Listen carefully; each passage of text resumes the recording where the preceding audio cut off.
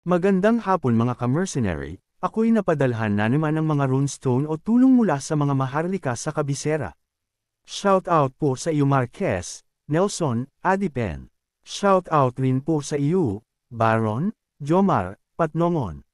Salamat po ng sobra-sobra sa inyong mga tulong at suporta, salamat po sa inyong lahat. Ang nakaraan, sobrang galit sa tuwa ng ama ng ating bida at mga basalyo nito sa paunang balitang kanilang narinig. Iyon ay dahil taon-taon na silang makakatanggap ng tulong mula sa hari, at hindi nakakailanganin na makiusap sa ating bida. Kaya lang nabasag ang kanilang kasiyahan nang sabihin ng tagapag-ulat na si Baron Shear na ang mga tulong na darating ay wala sa pamamahala ni Swalter, kundi nasa kamay ng ating bida. Pagpapatuloy, hindi mapigilan ni Baron Homern ang matinding pagtutol.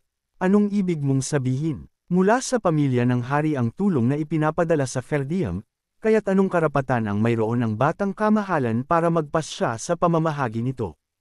Ito ay desisyon ng pamilya ng hari. Dahan-daang kinuha ni Baron Shear ang isa pang dokumento mula sa kanyang suot at ipinakita sa lahat. Ito ay isang liham ng paghirang kay Ghislaine bilang tagapamahala sa pamamahagi ng mga supply pang-militar sa buong Hilaga. Ang selyo ng hari, na halos kasinlaki ng kamao, ay nakatatak sa ilalim ng dokumento. Naguguluhang nagtanong ang mga pinagkakatiwalaan ni Swalter at Ferdium, at tila walang patutunguhan ang kanilang mga tanong. Nakakuha ba talaga ang batang kamahalan ng opisyal na posisyon mula sa hari? Kung gaganoon, ano na ang ibig sabihin nito? Sa lahat ng mga teritoryo sa Hilaga, tanging ang Ferdium ang tumatanggap ng tulong mula sa pamilya ng hari. Kaya't kahit pa ang titulong, tagapamahala ng Hilaga, ay tila pang seremonya lang, ito ay isang posisyon na may malaking kapangyarihan sa loob ng Ferdium, na siyang tumatanggap ng mga supply. Muling nagsalita si Baron Shear sa nagtatakang karamihan. Pakitandaan po na si Baron Fenris ay isang opisyal mula sa palasyo ng hari na may pag-aproba mula sa pamilya ng hari. Sa katunayan, ang mga supply na ito ay dapat sana'y direktang ipinadala kay Baron Fenris, ngunit hindi maganda tignan, kaya opisyal, na pagdesisyonan nilang idaan ito sa Ferdium. Sana ay maintindihan nyo. Sa madaling salita, pinanatili nila ang dangal ni Swalter, ngunit lahat ng aktwal na benepisyo ay napunta na kay Ghislaine. Nanatiling nakanganga ang kanilang mga bibig, ngunit dahil sa labis na pagkagulat, wala ni isa sa mga tagasunod ang makapagsalita ng maayos. Pilit na bumalik sa katinuan, nauutol na nagtanong si Homern. Iibig po bang sabihin, ang batang kamahalan na ang mamamahagi ng mga supply na dapat ay dumarating taon-taon? Si Ghislaine mismo ang sumagot. Oo, ako na ang mamamahagi. Kung ganoon, magkano po ang ibibigay nyo? Hindi pa matatag ang lupain, kaya sa ngayon, ibibigay ko ang kalahati sa pagkakataong ito. Nagsalita si Ghislaine na para bang siya pa ang nagpapakita ng kabutihang loob. Naging malungkot ang mukha ni Homern. Hindi naman sa binabawi ang naibigay na, ngunit ang regalo na akala niya ay sa kanila na lahat ay biglang nabawasan ng kalahati, kaya't nabawasan din ang kanyang tuwa. At ang salitang, sa ngayon, ay nagdulot din ng pag-aalinlangan. Papaano po sa susunod na taon? Sinong nakakaalam? Kailangan kong tingnan ang sitwasyon bago ako magpasya kung gaano karami ang ipamamahagi. Malinaw na kung hindi maganda ang takbo ng mga bagay-bagay, maaaring wala silang matanggap kahit anuman. Walang sinuman ang hindi nakaunawa sa ibig sabihin ng mga salita ni Ghislaine. Lalo pang sumimangot ang mukha ng mga tao sa Ferdium.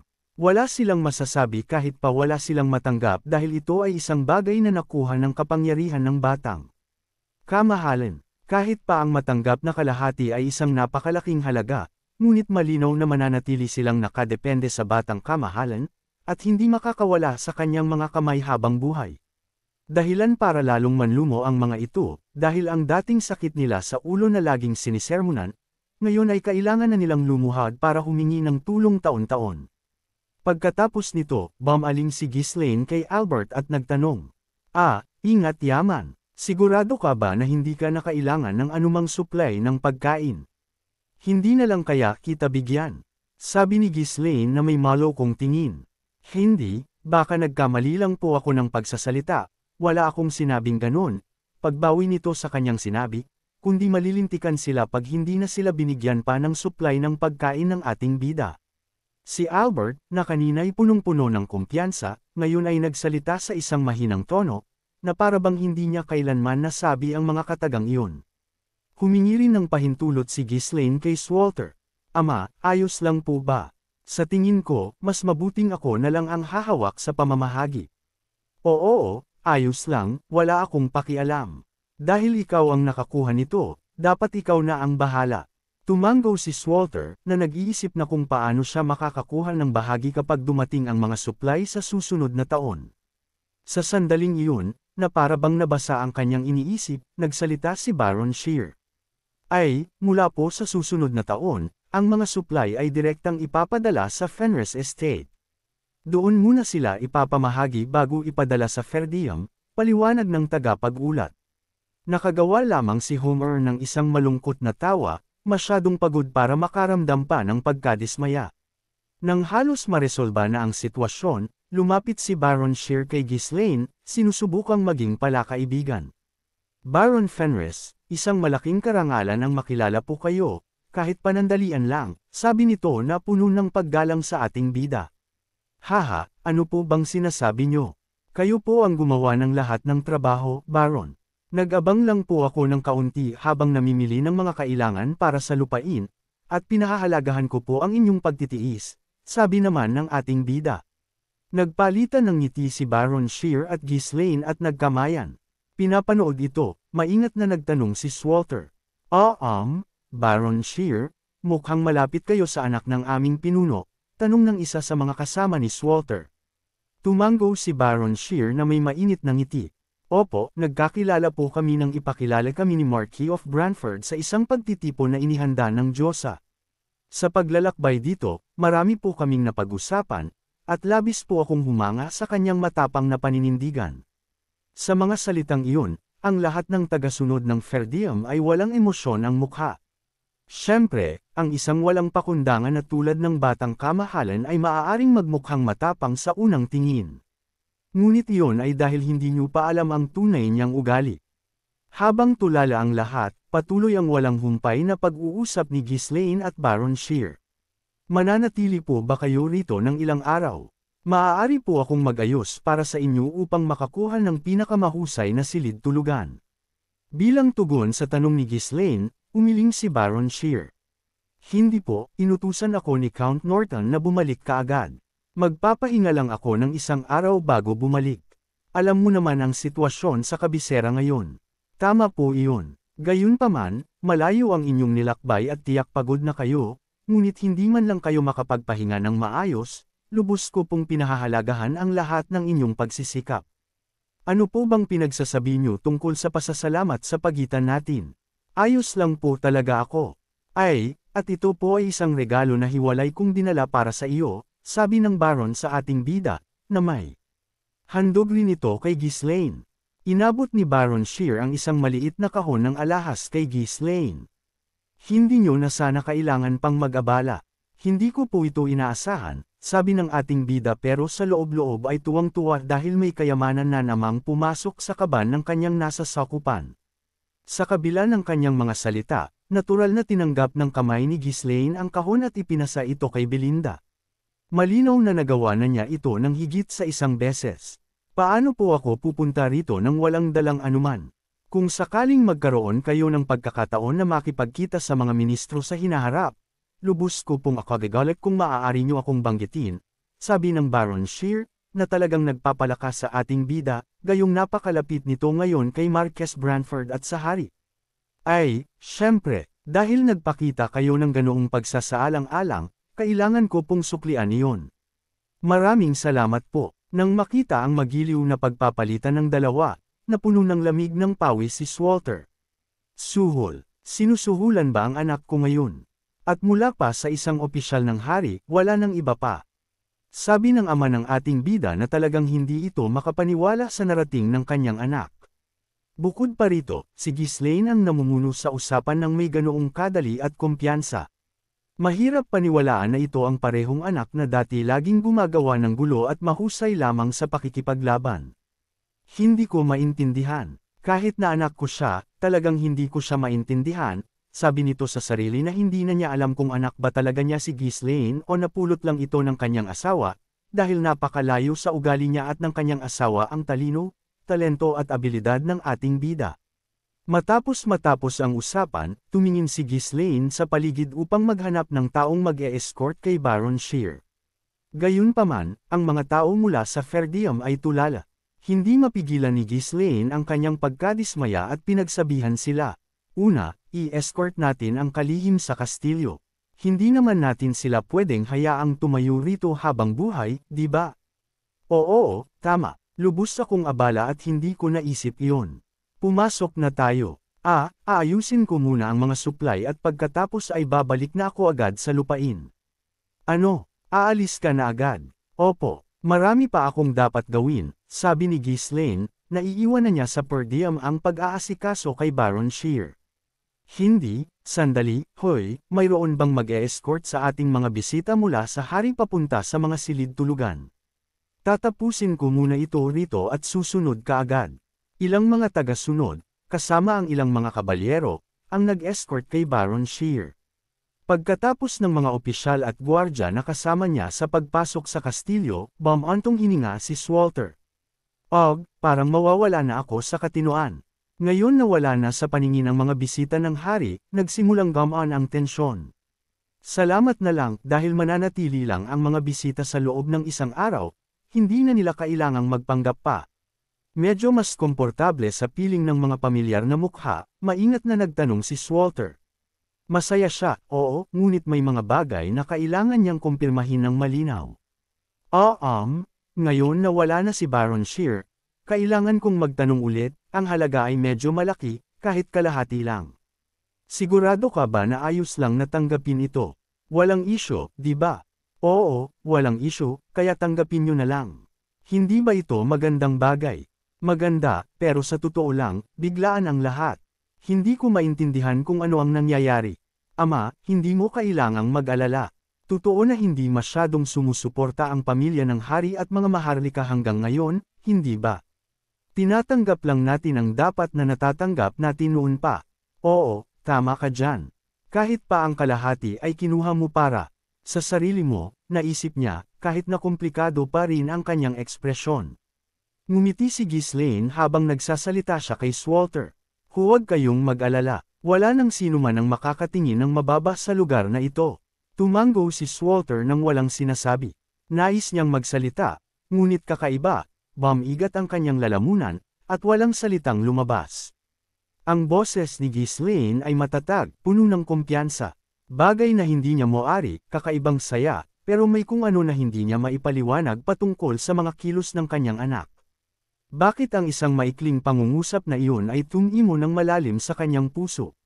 Malinaw na nagbago ang kanyang anak kaysa dati. Maganda ito. Ang kanyang anak ay pinupuri na kahit sa loob ng Ferdium. At ngayon, lumaki na siya sa isang posisyon na kinikilala ng pamilya ng hari at ng mga matataas na maharlika. Napuno ng damdamin ang kanyang puso.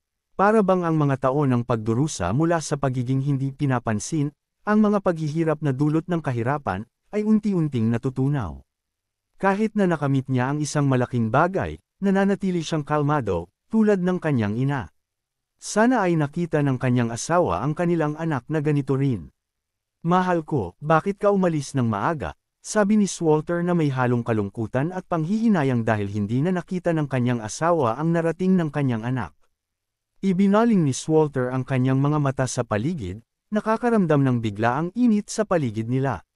Naalala niya ang lahat ng gulo na idinulot ni Ghislaine sa ngayon, biglang nawala ang kanyang mga luha. Ang alaala ng marinig niya na nahuli si Ghislaine ni Marquis of Branford ay nagpadala ng lamig sa kanyang katawan, hanggang ngayon. Kung balak niyang maging mature, sana ay ginawa niya ito ng mas maaga. Sa paghusga sa mga kamakailang tagumpay ni Ghislaine, nagawa niya ang higit pa sa maaaring mapangarapan ng karamihan sa mga kamahalan. Nakaramdam siya ng pagmamalaki at kasiyahan.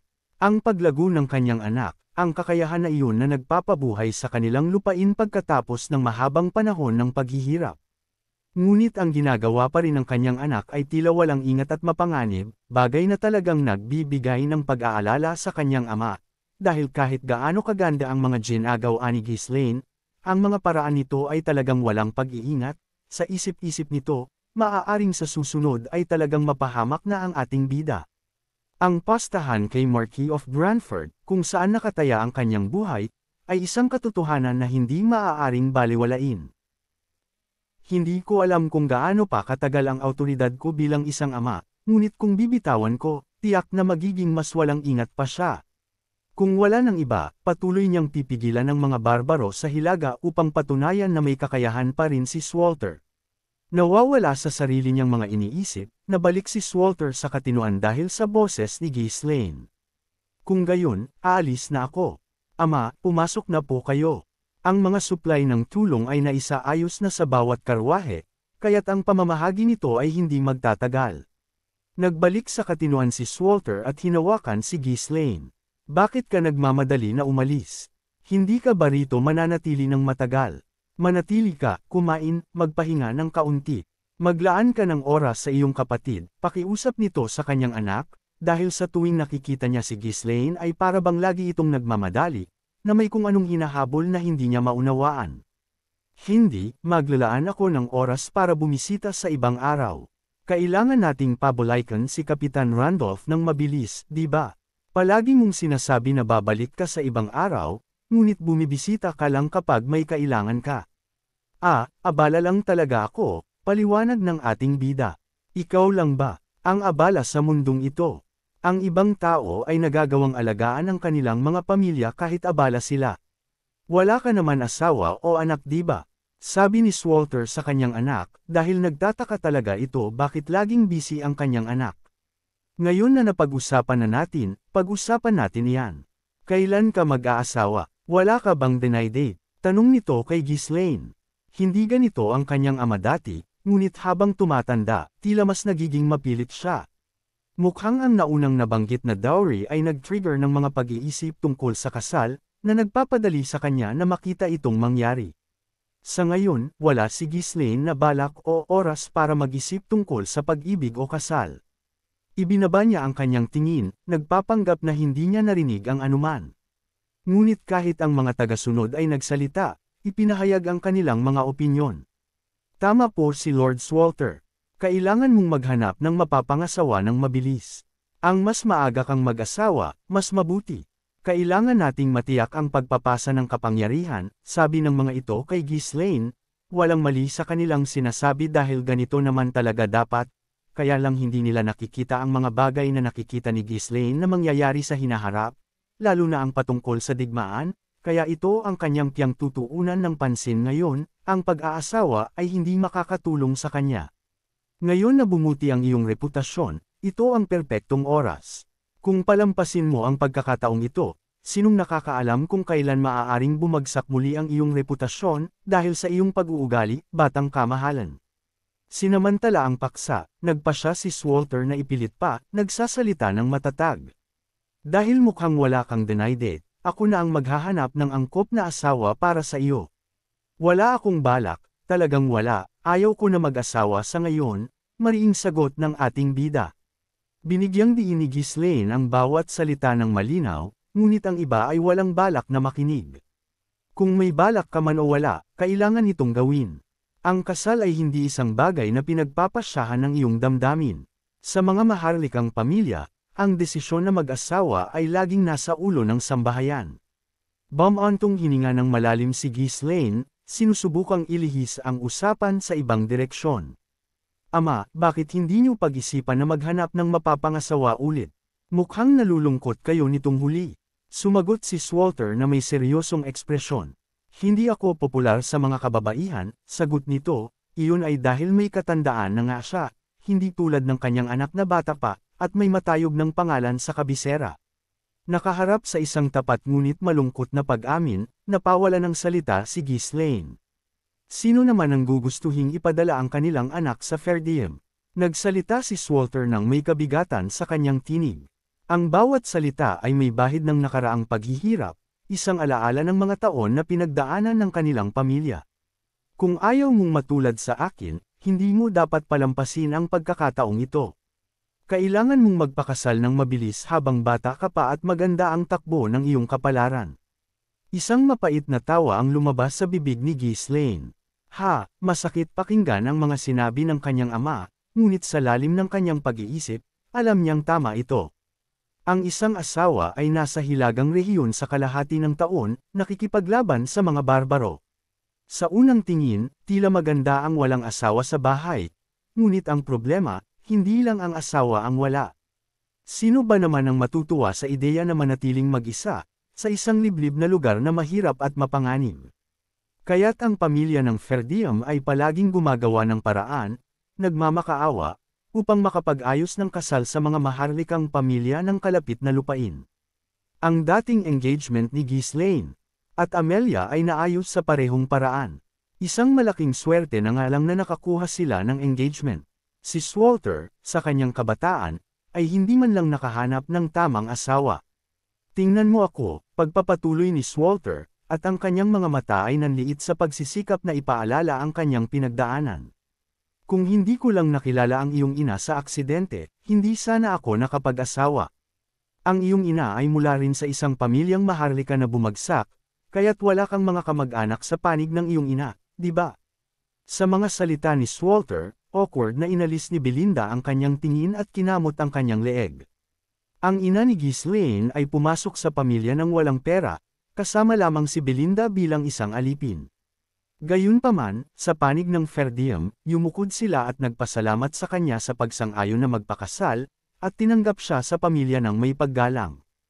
Ang pagbabalik tanaw sa mga katotohanan, na halos pag-aalipusta sa sarili, ay nagdulot ng katahimikan. Ang mga hirap sa pag-aasawa ay hindi lamang problema para sa mga maharlikang pamilya. Maingat na nagsalita si Homer. Dahil malaki ang impluwensya ng batang kamahalan, paano kung ipulsis ulit natin ang kasal sa anak ni Count Rapold? Si Amelia, nagliwanag ang mukha ni Walter sa interes. Dapat ba, si Amelia Rapold ang anak ng isang prominenteng kamahalan sa Hilaga?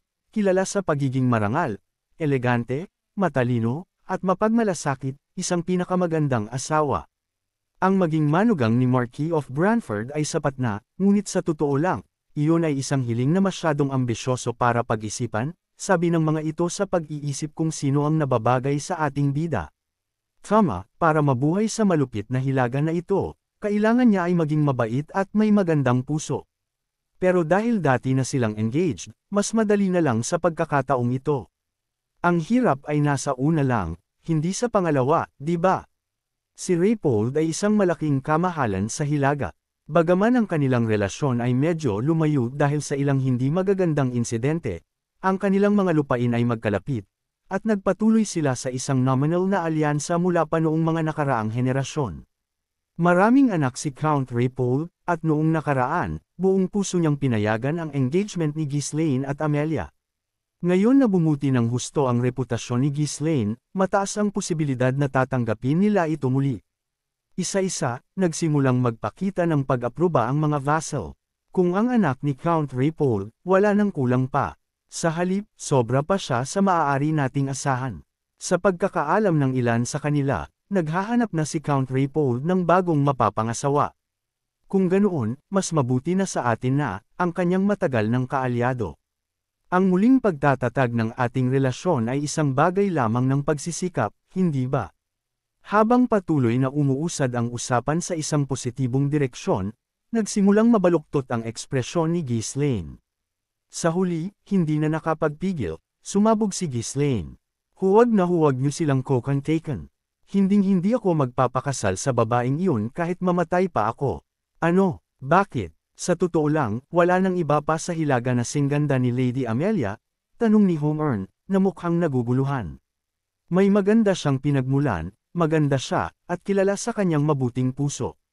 Ang kanyang personalidad ay tahimik at kalmado, kaya't tila sinusuportahan niya ng maayos ang kanyang asawa. Paano man tingnan, wala nang katulad niya. Dahil ba sa nangyari dati? Si Marquis Branford na ang nasa likod mo ngayon, kaya't malalagpasan natin ang lahat ng iyon. Sa katunayan, mas pabor pa tayo ngayon. Ganoon naman talaga ang politika. Ay, sinabi kong hindi. Hinding-hindi ko ito gagawin, kaya't tanggapin na lang ninyo. Kung itutuloy nyo ito, sisirain ko ang lahat. Sabay-sabay tayong babagsak. Tumaas ang boses ni Ghislaine, at nagalit, na hindi niya karaniwang ginagawa. Magpapakasal sa dalawang tao na nagngingit-ngit ang mga ngipin sa isa't isa. Sa gabi ng kanilang kasal, malamang magpaplano na sila kung paano papatayin ang isa't isa. Nakaharap sa matinding pagtanggi ni Ghislaine, ang iba ay nag-click lamang ang kanilang mga dila sa pagkadismaya. Bakit ba siya ganito? Hindi ba niya siya gusto dati? Baka na-reject siya nang kinuha niya ang tulong noong nakaraan. Pag-iisip nila ng malalim kung bakit ganito na lang biglang nagalit si Ghislaine. Sa loob, nag-click ang dila ni Walter. Maaaring may mga sitwasyon kung saan ang pagkakaiba sa katayuan ng pamilya ay makakasakit sa pagmamalaki ng isa. Ngunit kahit pa maging magulo ang mga bagay-bagay sa pagitan nila noong bata pa sila, ang pagmamahal ay natural na lalago sa paglipas ng panahon habang magkasama silang nabubuhay. Lahat ng nasa paligid nila ay tila ganoon ang buhay. Gayunpaman, nang makita kung paano nagre-react si Ghislaine na para bang nawawala na ng katinoan, nagpasya silang huwag muna itong pilitin. Sige na, pag-uusapan na lang natin ito mamaya. Hindi ko ito isinasaalang-alang ngayon, kaya't huwag na ninyong banggitin ang kasal. Aalis na ako. Hoy, ayusin nyo na ang mga supply ng mabilis. Babalik na tayo sa lupain. Sabi ng ating bida na talagang uminit na ang ulo nito. Nag-walk out si Ghislaine, galit na galit. Tiningnan ni Walter nang may pagsisisi ang likod ni Ghislaine. Paano man niya pag-isipan, wala nang mas mahusay na kandidato para sa isang manugang kaysa kay Amelia. Makalipas ng ilang oras ay nakarating na rin ang pangkat ng ating bida sa Fenris. Sa wakas, nakabalik na tayo. Ang tahanan ay talagang ang pinakamaganda. Pagdaan sa labas ng Fenris, ipinahayag ni Belinda ang kanyang tuwa. Ang mansyon sa kabisera ay malaki at maringal, ngunit hindi siya makapag-relax doon dahil palagi siyang nag-aalala kung anong gulo ang maaaring gawin ni Ghislaine. Tunay, walang lugar na kasing comfortable ng tahanan, isang katotohanan na nagpapatuloy sa paglipas ng panahon. Ang iba pang grupo, bagaman hindi kasing ekspresibo ni Belinda, ay nagpakita ng mga senyales ng ginhawa sa kanilang mga mukha. At least dito, hindi nila kailangang mag-ingat, patuloy na iniisip ang mga tingin ng mga matataas na maharlika. Habang kumakalat ang balita na bumalik na ang kamahalan, nagtipon ang mga residente ng lupain. Bumalik na ang kamahalan. Wow! Pero ano ang lahat ng iyan? Ang mga tao ay nagulat sa tanawin ng mga karwahe na sumusunod sa likod ni Ghislaine.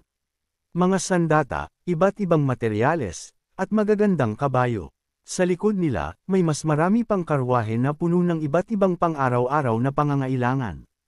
Ito ay mukhang katulad ng mga prosesyon ng mga samahan ng mga mangangalakal na pumapasok sa lupain, ngunit hindi pa kailanman dumating ang napakaraming produkto ng sabay-sabay. Tingnan mo ang mga karwaheng iyon. Hindi ka panipaniwala, di ba? Sabi nila ay nagbebenta raw siya ng mga cosmetics o kung ano pa. Mukhang malaking tagumpay. Masayang pag-uusap ng taong bayan sa pagdating ng kanilang kamahalan.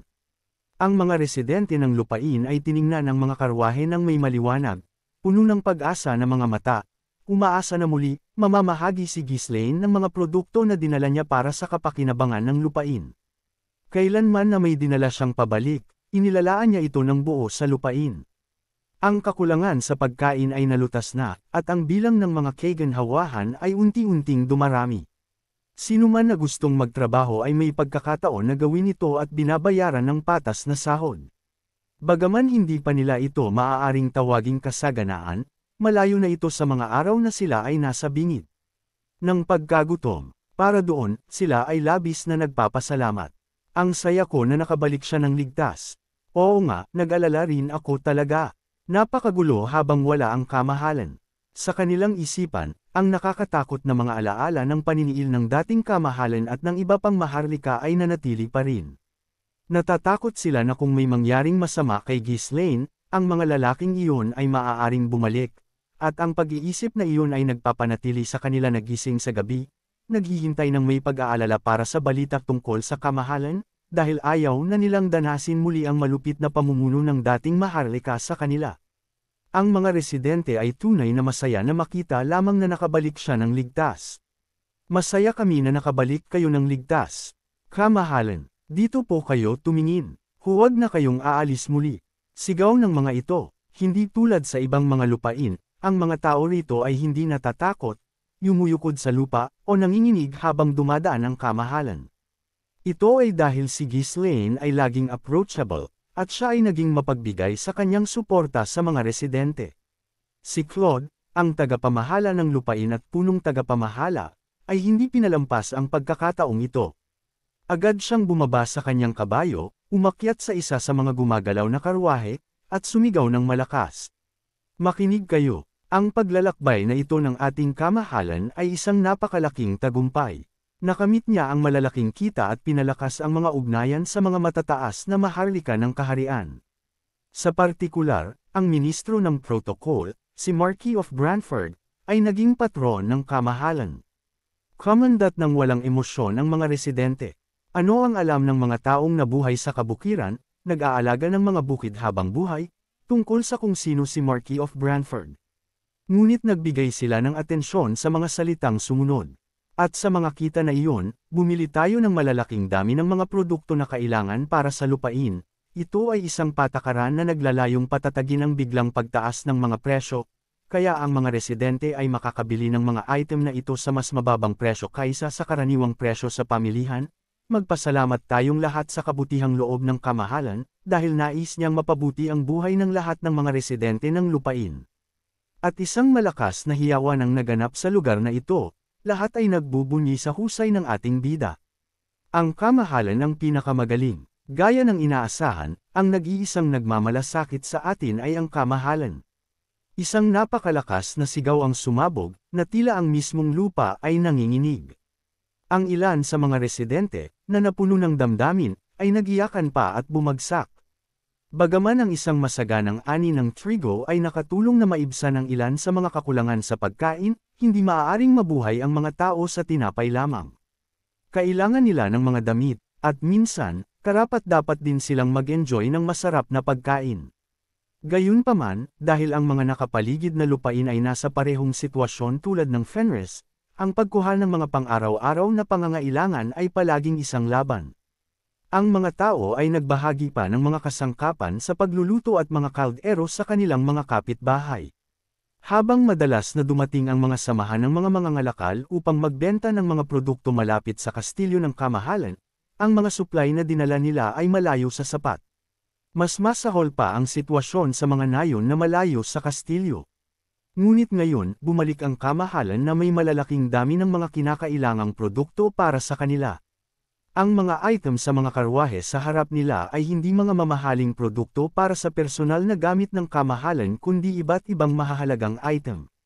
Para sa mga nabuhay sa araw-araw, nagpapasalamat lamang na hindi nagugutom, ito ay isang hindi kapani-paniwalang regalo. Si Claude, na nagningning sa pagmamalaki, ay muling sumigaw sa mga alon ng mga sigaw na umalangaw-ngaw sa paligid niya. Hindi na kailangang mag-alala tungkol sa anumang bagay sa hinaharap. Kung may anumang problema na lumitaw, ang kamahalan at ako ang bahala dito. Huwag kalimutan na ang pinakamahusay na paraan upang suklian ang kabutihan ng kamahalan ay ang gawin ang inyong pinakamahusay sa inyong mga tungkulin. Hahaha, sigaw ni Claude. Nagpalakpakan at nagsigawan ang mga residente, na masiglang tumugon sa mga salita ni Claude. Mabuhay ang punong tagapamahala. Magtatrabaho kami ng husto. Inaangkin lang ng punong tagapamahala ang kredito. Sino ang nagsabi niyan? Ipakita mo ang sarili mo. Maling narinig ka. Wahahaha. Pinanood ni Ghislaine ang mga tumatawa at nag-uusap na residente ng may ngiti habang umiiling. Plano niyang gumawa ng isang opisyal na anunsyo sa lalong madaling panahon, ngunit hindi niya inaasahan ang isang impromptu na pagbubunyag na ito. Ang lalaking iyon ay tiyak na may kakayahan sa maayos na pagsasalita. Sabi ng ating bida, na talagang napabilib ito kay Claude na wala ng practice pa, dahil pagdating pa lang nila ay nag-anunsyo na kaagad ito. Well, hindi masama. Sabi ng ating bida na bahagtang natuwa sa ginawa ni Claude na talagang maaasahan ito sa kanyang pamamahala. Nang una siyang dumating, ang mga residente ay dahan-daang nanghihina ng walang pag-asa. Ang makita ang kanilang maliwanag na mga ekspresyon ngayon ay nagdulot sa kanya ng pagmamalaki at kasiyahan. Kailangan ko ring unahin ang pag-aayos ng mga kalsada. Karamihan sa mga samahan ng mga mangangalakal sa Hilaga ay hindi dumating hanggang sa Fenris. Kadalasan ay inilalagay nila ang kanilang mga produkto sa Raypole. Ito ay bahagyang dahil ang Raypold ay isang malaki at mayaman na lupain, ngunit dahil din sa ang paglalakbay sa Fenris ay mapanganib. Ang pagpapadali para sa mga mangangalakal na dumating at umalis, at ang pagtiyak ng maayos na transportasyon ng mga cosmetic sa kabisera o iba pang mga lokasyon, ay mangangailangan ng tamang pag-aayos ng kalsada.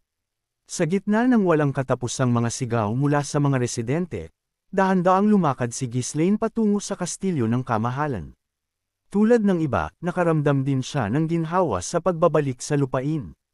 Tila wala namang malalaking insidente, kaya't maaari na siyang magpatuloy sa kanyang susunod na plano ng mabilis.